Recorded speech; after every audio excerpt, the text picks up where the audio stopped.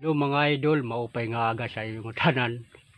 Akam gini-encourage nga magatamang kam karabaw mga idol kasi malaking alkansiya yan. Baka hindi nyo alam mga idol. Kaso lang talaga matagal na panahon, taon yung bibilangin dyan. Hindi natin dyan kakayanin kapag hindi natin kasama yung Panginoon. Dahil siya yung may-ari.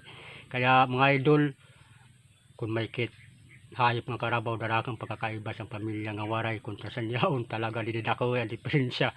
Kaya pagatamang ka mga idol kasi didikit sini makapamutong sin mga tuna, mga lubi umaabot sa 300k, 200k, 50k mga idol. Kaya natin yan kapag mayroong kit alaga nga kakarabuan. Kailangan lang sinididi ang sakripisyo. Dito mo nagagamitan imo pag ilob, talaga kailangan maging mailob ka. Ano mo pagduruto nandyan, yung Panginoon nandyan para makamit natin yung gusto natin, para makaya natin to. Kaya mga idol, yun lang yung may papayo ko sa inyo. Pag-atamang kam karabaw, kay darakan may bubulig sa nato pamilya. Sa oresin nagigipit-kit, madali lakit, baka butong kasira kasi daraman na butong. At saka may good presyo liwat.